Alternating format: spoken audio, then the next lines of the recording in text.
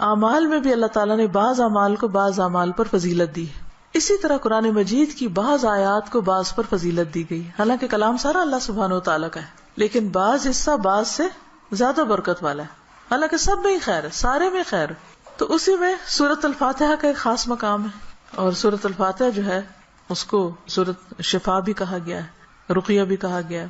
اس کو ہر نماز میں پڑھنے کو واجب قرار دیا گیا ہے. اور پھر اس کو پڑھ کر اگر دم وغیرہ کیا جائے تو وہ بھی فائدہ مند ہوتا ہے. اور تجربے سے یہ بات ثابت ہے. جب صحابہ کرام میں سے کسی ایک نے راستے میں کسی سفر کے دوران ایک قبیلے کے سردار کو جو بچھو کاٹ گیا تو اس پر دم کیا تو اس کو آرام آ گیا، جبکہ اس کو کسی اور چیز سے فائدہ نہیں ہو رہا تھا. تو اب یہ جو خصوصیت سورۃ الفاتحہ کے اندر ہے وہ کسی اور حصے میں اس طرح نہیں ہے. اسی طرح سورۃ البقرہ کی آخری 2 آیات بھی بہت اہمیت کی حامل ہیں.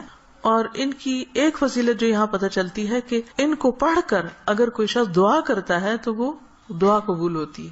ایک اور حدیث میں آتا ہے، عبداللہ بن مسعود سے روایت ہے کہ جب رسول اللہ صلی اللہ علیہ وسلم معراج پر تشریف لے گئے تو آپ سدرۃ المنتہا تک پہنچے. زمین سے جو کچھ بھی چڑھتا ہے وہ یہیں آ کر ٹھہر جاتا ہے، پھر لے لیا جاتا ہے، اور جو اوپر سے اترتا ہے وہ بھی یہیں ٹھہر جاتا ہے، پھر لے لیا جاتا ہے. اللہ تعالیٰ نے فرمایا یخشی السدرۃ ما یخشی، جب ڈھانپ رہا تھا سدرہ کو جو کچھ کے ڈھانپ رہا تھا.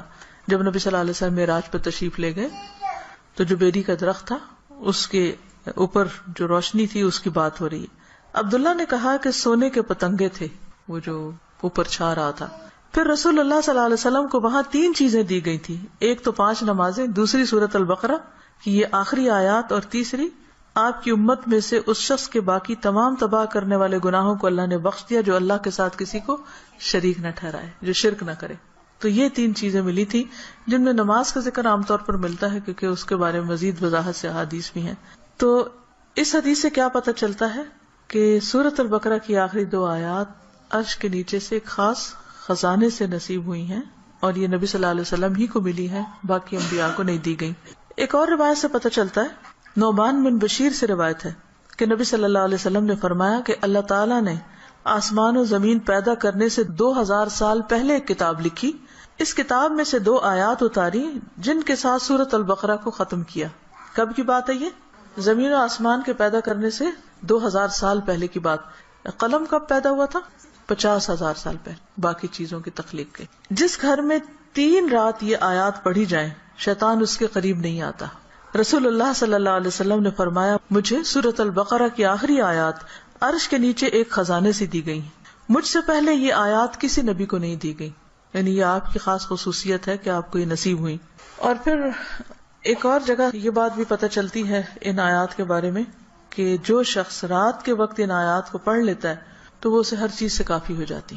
تو آپ اس کو اپنی عادت بنا سکتے ہیں، رات کو سونے سے پہلے پڑھ لیں یا کسی نماز میں پڑھ لیں، مغرب یا عشاء کی نماز میں پڑھ لیں یا ویسے ہی بیٹھ کے پڑھ لیں، کیونکہ ان کی فضیلت بہت زیادہ ہے. تو ان آیات کا ترجمہ جو ہے وہ آپ دیکھ سکتے ہیں قرآن پاک ترجمے والے سے. لیکن یہ ہے کہ جو خاص بات ان آیات میں کی گئی ہے، پہلے تو اس میں ایمان پر بات ہے کہ رسول خود بھی ایمان لائے ہیں اور سارے مومن بھی.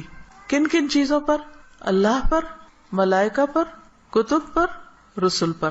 دوسری اہم بات لا نفرق بین احد من رسلہ، کہ ہم رسولوں کے درمیان فرق نہیں کرتے. فضیلت جو اللہ نے ان کو دی وہ اللہ ہی نے دی، لیکن ہمارا کیا فرض بنتا ہے کہ سب پر ایمان لائیں. اور پھر صحابہ کرام نے کیا کہا؟ وقالوا سمعنا واطعنا، کہ ہم نے سنا اور ہم نے اطاعت کی، ہم ایمان لے آئے اور جو کچھ ہمیں کہا جائے گا ہم اس کو مانتے ہیں. ہمیں اس کے بدلے کیا چاہیے؟ غفرانک، تیری بخشش چاہیے. یعنی بندہ اللہ کی بات مانتا ہے اور اللہ تعالیٰ اس کے ساتھ بخشش کا وعدہ کرتا ہے. ربنا والیک المصیر. اور یہ بخشش کیوں ضروری ہے کہ اللہ تعالیٰ ہم کو معاف کر دے؟ کیونکہ ہم نے اللہ کی طرف پلٹنا ہے، لوٹنا اسی کی طرف، رجوع اسی کی طرف. پھر فرمایا کہ لا یکلف اللہ نفسا الا وسعها، ہر بندے سے حساب اتنا ہی ہے جتنی وہ استطاعت رکھتا ہے، اسی کا مکلف ہے، اس سے زیادہ اس سے نہیں پوچھا جائے گا. چاہے جسمانی صحت ہو، چاہے مال ہو، چاہے اولاد یا عقل یا کچھ بھی، تو ہر شخص کا حساب اتنا ہی ہے. لہا ما کسبت وعلیہا ما اکتسبت، اسی کو ملے گا جو اس نے نیکیاں کی اور اسی کے ذمہ ہے وبال جو اس نے غلط کام کیے. فائدہ بھی اسی کا اچھے کام کرنے کا، نقصان بھی اسی کا غلط کام کرنے کا. تو پھر ہم دعا کیا کرتے ہیں؟ ربنا لا تؤاخذنا ان نسینا او اخطانا، اللہ اگر ہم بھول جائیں یا ہم سے خطا ہو جائے تو ہمیں پکڑنا نہیں، مؤاخذہ نہیں کرنا. ربنا ولا تحمل علینا اصرا کما حملته علی الذین من قبلنا اللہ ہم پر وہ بوجھ نہ ڈالنا جو ہم سے پہلے لوگوں پہ ڈالا. یعنی ان کی شریعتیں جو تھی وہ مشکل تھی, ہماری شریعت بہت آسان ہے. مثلا نبی صلی اللہ علیہ وسلم جب حج پہ تشریف لے گئے تو آپ نے کچھ ریچولز کی ایک ترتیب بتائی, لیکن چونکہ کراؤڈ بڑا تھا تو اس ترتیب میں کچھ لوگوں نے فرق کر دیا. کیا تھا کہ جیسے آپ پہلے رمی جمار کریں, پھر اس کے بعد سر مڈائیں, پھر اس کے بعد احرام کھول دیں, لیکن کچھ لوگوں نے اس ترتیب کو آگے پیچھے کر دیا. تو اس پر آپ نے فرمایا لا حرج, لا حرج, کوئی حرج نہیں, کوئی نقصان نہیں. تو یہ ہمارے دین کی ایک سہولت ہے, آسانی ہے. تو یہاں دعا یہ مانگی جا رہی ہے کہ اللہ جس طرح پچھلے لوگوں کے اوپر پابندیاں لگ گئی تھی یا ان کو کچھ مشکلات ہوئی تھی تو ہمیں اس سے محفوظ رکھنا. ربنا ولا تحملنا ما لا طاقت لنا به, اللہ ہمارے اوپر ایسا بوجھ نہ ڈالنا جس کی ہمیں طاقت نہیں. اب دیکھیے کہ اگر ہم امن سے ہیں, سلامت ہیں, ہم سانس لے رہے ہیں, کھا پی رہے ہیں, جس کا مطلب اللہ کی رحمت ہے ہم پر. کوئی بھی چیز آپ دیکھیں کہ کسی وقت بھی آؤٹ آف کنٹرول ہو سکتی. سورج کسی وقت آؤٹ آف کنٹرول ہو سکتا ہے, ستارے آپس میں ٹکرا سکتے ہیں, زمین کے اندر سے لاوا ابل سکتا ہے, زلزلہ آ سکتا ہے, انسان کسی کام کرنے کی سکت نہ رکھے, بیٹھے بٹھائے اس کو کچھ ہو سکتا ہے, اس کے بولنے کی قوت, اس کے دیکھنے کی, اس کے سننے کی کچھ بھی چھن سکتی ہے. تو اللہ تعالیٰ سے ہم دعا کرتے ہیں کہ یا اللہ ہم پر وہ بوجھ نہ ڈال جس کے اٹھانے کی ہم میں سکت نہیں, یعنی ایسی کسی آزمائش میں نہ ڈالنا کہ جس سے ایمان جانے کا خطرہ ہو. کچھ دن پہلے مجھے کسی نے فون کیا اور بتایا کہ فلاں جگہ پر جو لوگ قید ہوئے تھے ان میں سے ایک کو 40 سال کی قید و مشقت کی سزا سنائی گئی. جگہ کا نام میں ویسے نہیں لے رہی کہ پھر پن پوائنٹ ہو جاتا ہے کہ کہاں کی بات. تو میری بیٹی نے کہا کہ میرے ذہن سے یہ بات اتر ہی نہیں رہی, کیونکہ جو اس آدمی کی بیوی تھی اس نے فوراً ہی کھلا لے لی کہ میں تو اتنا ویٹ نہیں کر سکتی, اور حالانکہ اس کی بچی بھی تھی چھوٹی.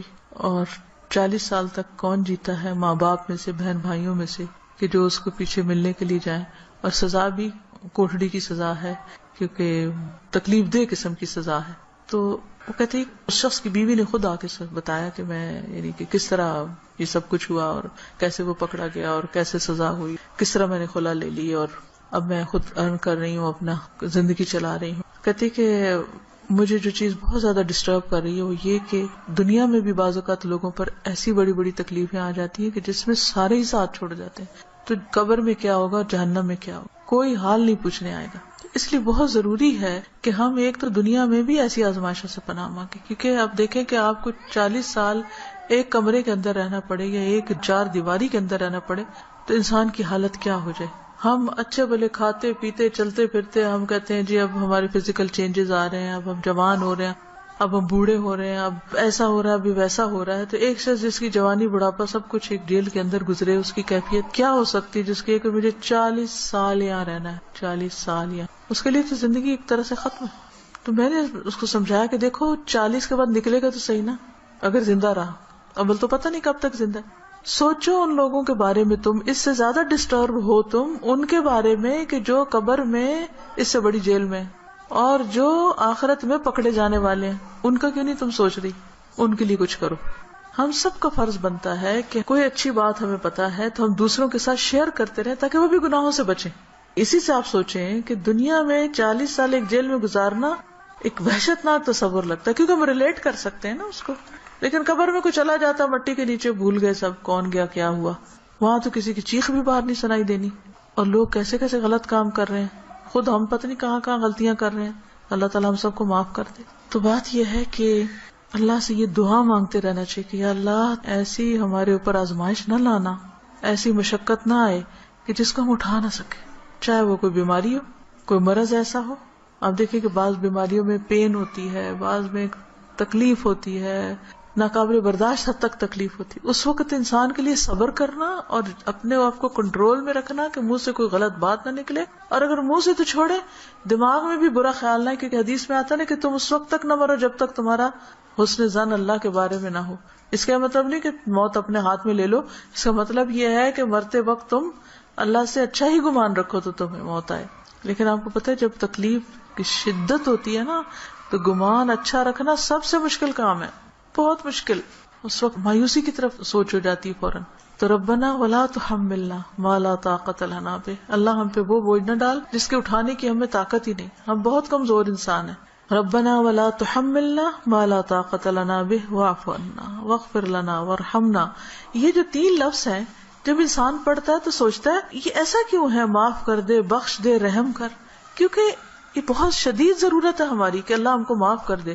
ہم بہت غلطیاں کرتے ہیں، یعنی اس میں تاکید اور تکرار ہے. واعف عنا واغفر لنا وارحمنا.